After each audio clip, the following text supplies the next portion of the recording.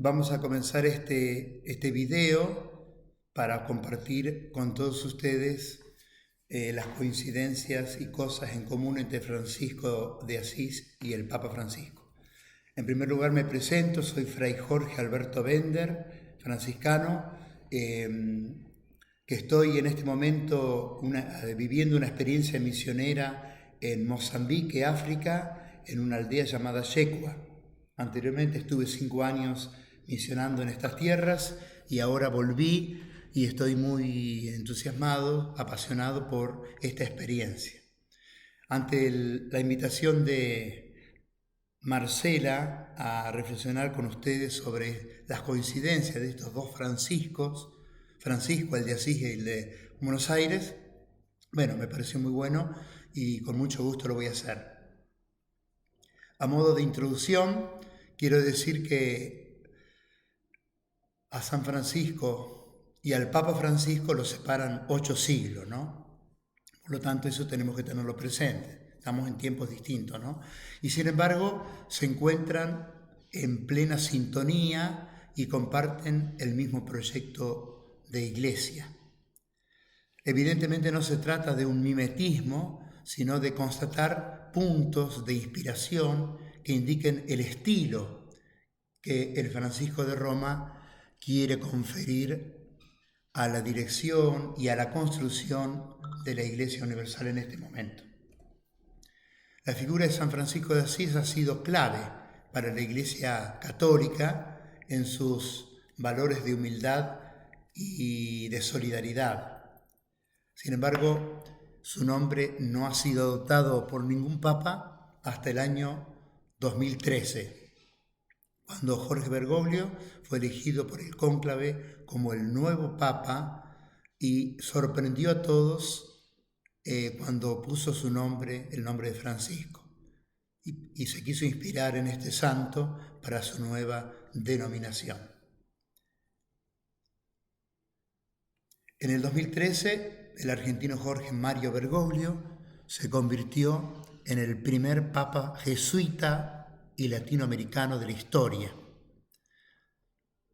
Eligió el nombre de Francisco para promover los valores asociados a este santo y compartir seguramente una nueva perspectiva sobre la Iglesia Católica en el mundo, marcada por el acercamiento, la cercanía a la gente.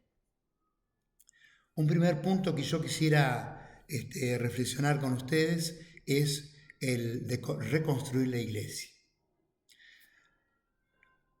Es un punto innegable de comunión y de unidad con Francisco de Asís y el Papa Francisco.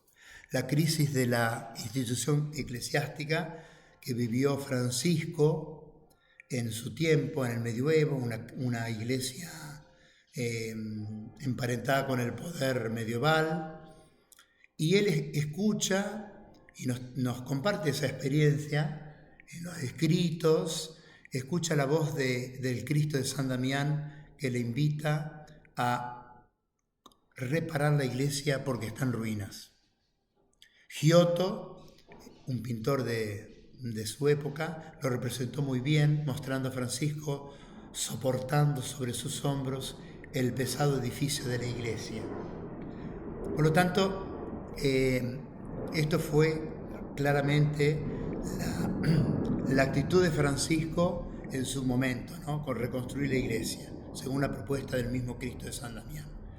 Y nosotros vivimos también en una grave crisis por causa de los escándalos y por muchas causas al interno de la iglesia. Se ha oído hablar del clamor universal, podemos decir que la voz del pueblo es la voz de Dios. Reparen la iglesia que se encuentra en ruinas, en su moralidad, en su credibilidad, en la vida pobre de los cristianos en el mundo. Y se ha confiado al cardenal Bergoglio, al Papa Francisco, reconstruir esta iglesia desde las periferias del mundo. La misión de restaurar como Papa la iglesia a la luz de San Francisco de Asís. Y continuando con este tema de reconstruir, pero no desde afuera, sino desde dentro. No desde el balcón, sino desde dentro. No balconeen, dice Francisco a los jóvenes y a todos, un poco haciendo una crítica de la iglesia y de las dificultades como si fuéramos extraños a ella, ¿no? Tenemos que criticar como lo podemos hacer con nuestra familia desde dentro, para poder transformar. Francisco de Asís no se situó en el marco clerical ni monacal, sino que como laico se orientó por el Evangelio vivido al pie de la letra en las periferias de las ciudades, donde están los pobres, los leprosos, y en medio de la naturaleza, viviendo lo que podríamos llamar una hermandad cósmica con todos los seres, que tienen en común un Padre Dios. Todos somos hermanos en ese sentido. Y desde la periferia habló al centro, pidiendo la conversión. Sin hacer una crítica explícita, inició una gran reforma a partir de abajo y sin romper en ningún momento con Roma. Recordemos que en este momento había muchos grupos que querían vivir el Evangelio, pero lo hacían rompiendo con la estructura de Roma. Así nacen un montón de grupos y movimientos que quieren volver al Evangelio, pero se separan de la comunión con Roma. Y Francisco no quiso hacer eso, sino lo quiso hacer desde dentro. Estimo que esta es la estrategia que debe haber impresionado a San Francisco y al Francisco de Roma, y hay que reformar la curia y los hábitos clericales de toda la Iglesia, pero no hay que crear una ruptura que desgarraría el cuerpo de la cristiandad.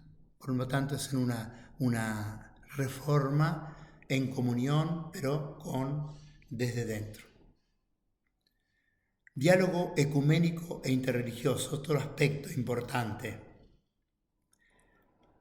El encuentro de Francisco y el sultán Camil se ha convertido en faro y guía para el diálogo interreligioso y muy especialmente para el cambio, podríamos decir, de paradigma del anatema al diálogo en las religiones entre judaísmo, cristianismo e islam. Como sabemos, son estas tres religiones hermanas que tienen el mismo tronco, Abraham, y comparten la creencia en un solo Dios, en un monoteísmo. Si bien nosotros como cristianos creemos en un monoteísmo trinitario, ¿no? Y consideran a los profetas como figuras centrales y tienen en común los libros sagrados, la Biblia hebrea, la Biblia cristiana, el Nuevo Testamento y el Corán, los tres podríamos decir en continuidad y en sintonía. Sin embargo, como sabemos también, las tres religiones han vivido situaciones conflictivas que se han traducido históricamente en guerras de religión y que Francisco de Asís quiso desactivar tornándolas como encuentro de paz. Este encuentro con el sultán ha sido, podríamos decir, un paradigma de este intento de dialogar, de encontrarse y de crear comunión. Cosa que el Papa Francisco, antes de ser Papa como cardenal, ya hacía en Buenos Aires, en diálogo siempre con los musulmanes, con las autoridades o con los judíos que viven aquí. Y esto continuó siendo, lógicamente, también en su papado. Un cuarto aspecto que también es central, un punto de inspiración y de gran actualidad, es el cuidado de la casa común. O sea, cómo relacionarnos con la Madre Tierra y los bienes que ella nos da. Acá recupero la palabra cuidado que usó al inicio de su papado, ¿no? En su alocución inicial.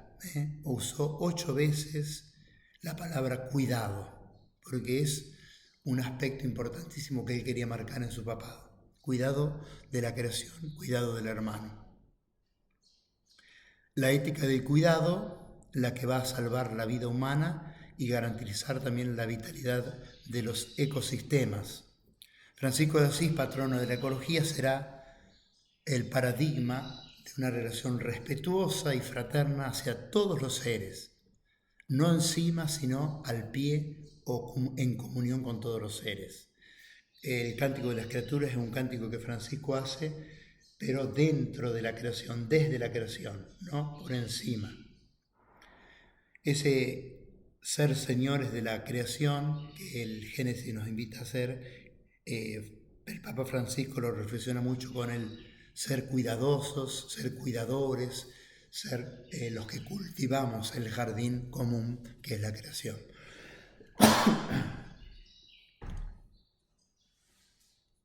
La Laudato Si es una de las grandes encíclicas del Papa Francisco y como saben todos ustedes, sabemos, toma como base el Cántico de las Criaturas, el Cántico del Hermano Sol y de ahí su título, su nombre, Loado seas mi Señor, Laudato Si.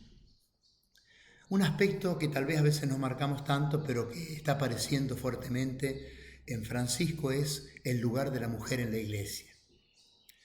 Francisco de Asís mantuvo con Clara y con otras mujeres, como Jacoba, por ejemplo, una relación de gran amistad y de verdadero amor. Y exaltó a la mujer y a las virtudes considerándolas damas, así les llamaba también a las clarisas, las damas. Y ojalá inspire a Francisco de Roma y siga inspirando a una relación con las mujeres, que son la mayoría en la Iglesia, y no solo de respeto, sino también dándoles protagonismo cada vez mayor en la toma de decisiones sobre los caminos de la fe y de la espiritualidad en este tiempo. Yo creo que lo está haciendo, ¿no? Lo está haciendo fuertemente y lo seguirá haciendo porque fue nombrando en lugares estratégicos a mujeres y lo está haciendo permanentemente. Por lo tanto, creo que es un camino que no tiene marcha atrás en ese sentido en la Iglesia, ¿no? Junto a esto, yo quisiera marcar un aspecto que es propio de la espiritualidad franciscana, que es lo que podríamos llamar razón cordial para vincularnos y relacionarnos.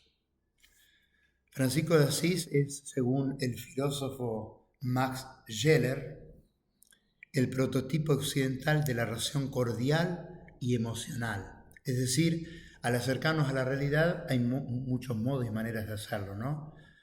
La relación cordial, la relación estética, la razón científica, el modo de relacionarnos con la realidad.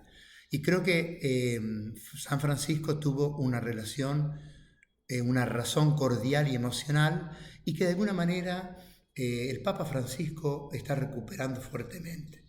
A diferencia de Benedicto XVI, que podríamos decir que tuvo una expresión de la razón intelectual maravillosa, fue un teólogo, es un teólogo de primer nivel. Es un claro ejemplo de Francisco de Roma de la inteligencia cordial que ama al pueblo, abraza a las personas, besa a los niños, mira amorosamente a las multitudes.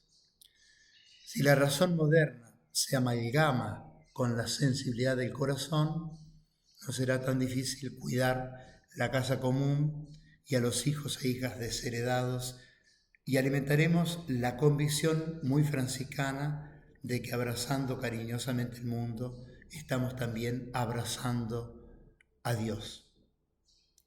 Permítame ir terminando ya con esta reflexión, citando a un padre de la Iglesia, Ireneo de Lyon, en el siglo II, que dice: Gloria Deis vivens homo.